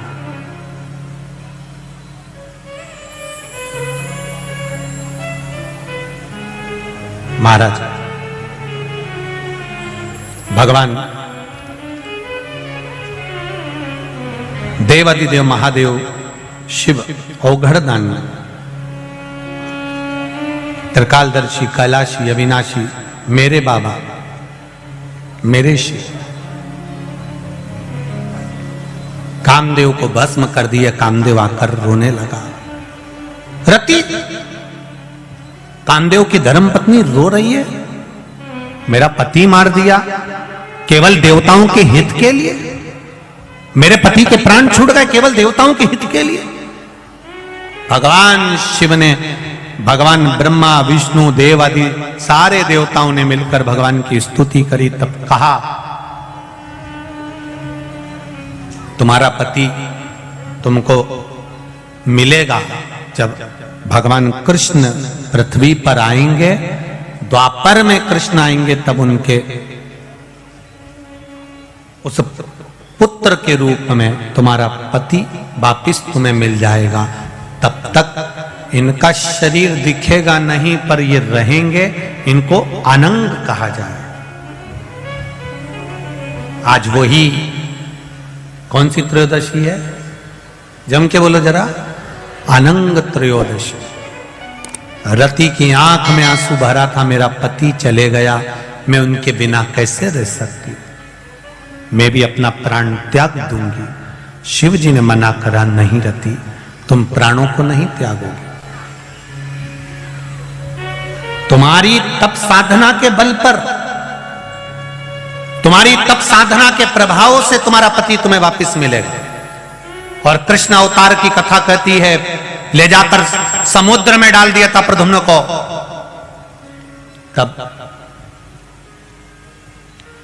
उस जगह पर फिर रति महामाया बनकर उसको अपना बल से फिर जीवित करती है, प्राप्त करती है। ये तप साधना है पत्नी की।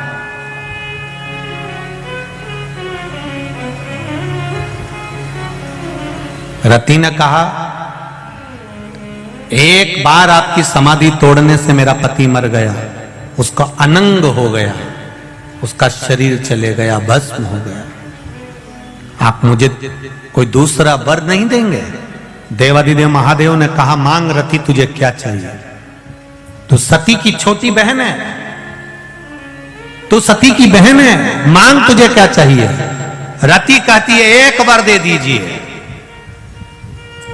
जिस दिन मेरा पति अनंग हुआ है, उसका शरीर गया है, वो दिन संपूर्ण ब्रह्मांड पर जो स्त्री, जो नारी, जो पुरुष, जो जीव शंकर भगवान पर मात्र कामदेव, रति, महादेव और सती का नाम लेकर मात्र दूध का ही स्पर्श करेगा, उसका आनंद उसको 7 जन्म तक प्राप्त होगा, फिर वो कभी जीवन में भटकेगा। जिस पति पत्नी का झगड़ा होता है या पति पत्नी में प्रेम समाप्त हो गया या स्नेह समाप्त हो गया, विवाद चल रहा हो, आपस में एक दूसरे का मुंह देखना पसंद नहीं है, बच्चों के प्रति कोई स्नेह नहीं, माता पिता के प्रति कोई स्नेह नहीं, उसके लिए आज अनंग त्रयोदशी का जो दिन है और सोम प्रदोष का जो आज दिन बना है, शायद भूतो ना भविष्यते, जिंदगी में ऐसा दिन फिर वापिस आने वाला नहीं है। सोम प्रदोष भी पड़ गया और अनंग त्रयोदशी भी पड़ गई। और कितनी खुशी की बात है जो आज आप और हमको ये पावन कथा अनंग त्रयोदशी के दिन, अनंग त्रयोदशी की महत्वता जानने का मौका मिला है। शायद बड़ोदरा वालों ने कुछ ना कुछ पुण्य तो बहुत प्रबल किया है, ये निश्चित। ये प्रभु कृपा। मेरा जिन बेटा बेटियों का विवाह नहीं हो रहा उनसे भी निवेदन है, आज का प्रयोग अवश्य करें, आज का आनंद जरूर पाएं। अनंग त्रयोदशी, केवल एक बेलपत्री का पत्ता, उस पर दूध और बाबा देवादिदेव महादेव को कामदेव, रति, शिव और सती का नाम लेकर अपनी कामना का स्मरण कर कर समर्पित करिए, सुख प्राप्त, आनंद की अनुभूति होगी।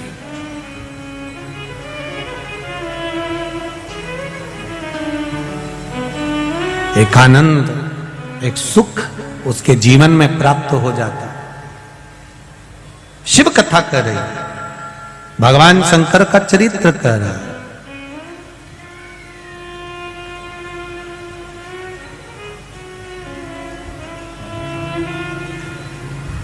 रति रो रही है, शिवजी ने वर दे दिया। अब रति अपनी चित्त वृत्ति को धारण करती है और पति के लिए बहुत इंतजार करती है, बहुत। कहां सतयुग, कहां त्रेता, कहां द्वापर, भ्रमण करती करती करती समय निकाल देती।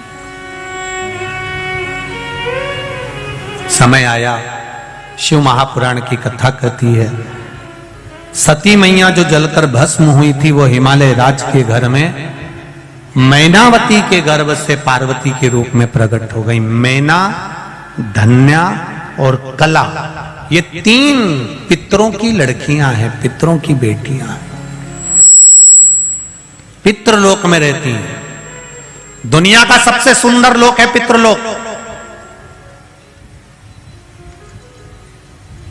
दुनिया का सर्वश्रेष्ठ लोक पितृलोक, जहां से पितर किसी दूसरी जगह जाना नहीं चाहते। कई लोग कहते हैं हमारे पितरों के लिए मुक्ति के लिए हमने ये करा, पितरों के मोक्ष के लिए ये करा, पितरों के मोक्ष के लिए ये करा, पर कोई पितरों से पूछे संसार में भटक रहे हैं तो उनके मुक्ति का केंद्र कारण करिए, आप उपाय करिए, पर पितृलोक में विराजमान है तो उनकी मुक्ति का कोई यत्न मत करिए। क्यों? क्योंकि पितृलोक में पितृ सबसे ज्यादा प्रसन्न रहते हैं। उनसे पूछा जाए तुम्हारी प्रसन्नता का कारण क्या है, तो पितृलोक के पितृ कहते हैं जितनी देर संसार के मनुष्य शिव महापुराण की कथा में बैठते हैं, भले टीवी के सामने सुने, मोबाइल पर सुने, चाहे कथा पंडाल में बैठकर शिव महापुराण की कथा सुने, जितनी देर आप जमीन पर बैठकर आसन लगाकर कथा को श्रवण करते हो, उतनी देर तक भगवान विष्णु अपने घर के पितरों के कंधे पर हाथ रखकर पूरी शिव महापुराण की कथा को सुनते हैं।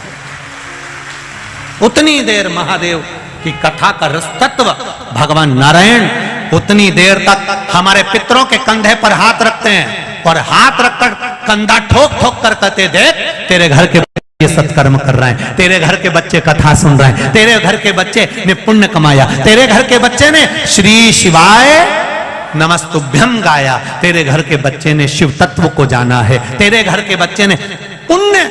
भगवान नारायण कंधा ठोक ठोक कर आशीर्वाद देते हैं, ये तेरे घर के बच्चे हैं, ये तेरे घर की बहू है, ये तेरे घर के बेटे हैं।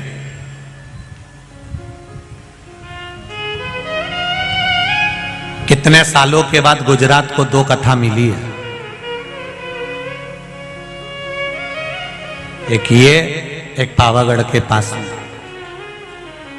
कितना सालों निकल जाते हैं तब जाकर कहीं शिव महापुराण की कथा, और ये कथा पूरी होगी, और ये कथा पूर्ण होने की 9 तारीख को पूरी हो जाएगी। 12 तारीख को बैतूल, मध्य प्रदेश के बैतूल में शिव महापुराण की कथा प्रारंभ हो जाएगी।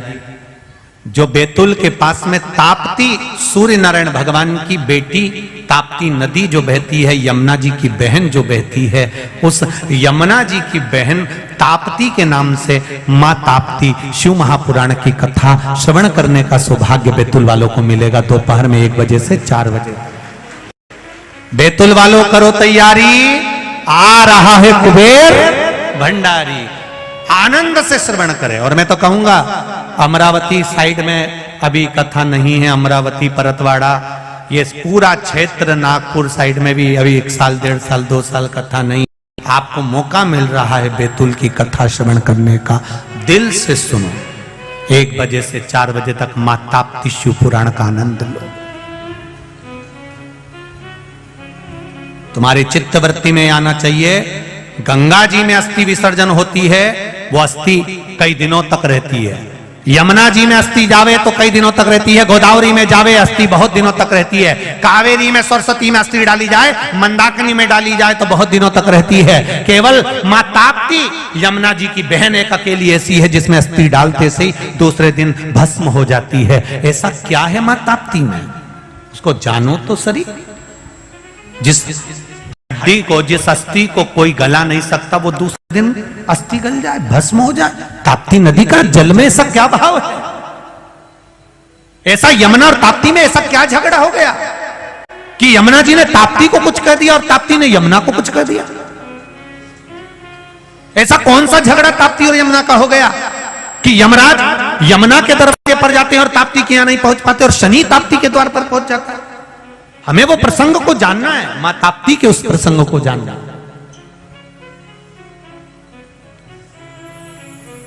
उसको पहचानना है हमें, मां ताप्ती के उस संवादों को। वो बैतूल की कथा में 12 से चालू होगी, उसको श्रवण करे 12 दिसंबर से, आनंद ले। शिव कथा कह रही है, भगवान शंकर का संवाद कर रहा है। पितृलोक में पितृ संतुष्ट हैं, आनंद में हैं। वो कहते हैं अगर मेरे घर के बच्चे सत्संग कर रहे हैं, संकीर्तन कर रहे हैं, तो मैं तो बड़ोदरा वालों को बधाई देना चाहूंगा, बड़े किस्मत वाले हो। हाँ, ये जरूर हो सकता है कि कथा स्थल ग्राउंड, क्योंकि बड़े बड़े कथा होती है, इतनी पब्लिक आती है, इतना ट्रैफिक रहता है, तो ग्राउंड थोड़ा दूर हो सकता है। पर जितने कदम चलकर आप इस शिव महापुराण की कथा तक आए हो, बड़ोदरा वालों, तुम्हारी झोली भी बाबा उतनी ही जोरदार भरने लगा है। ये निश्चित है, दिल से सुनो, आनंद से।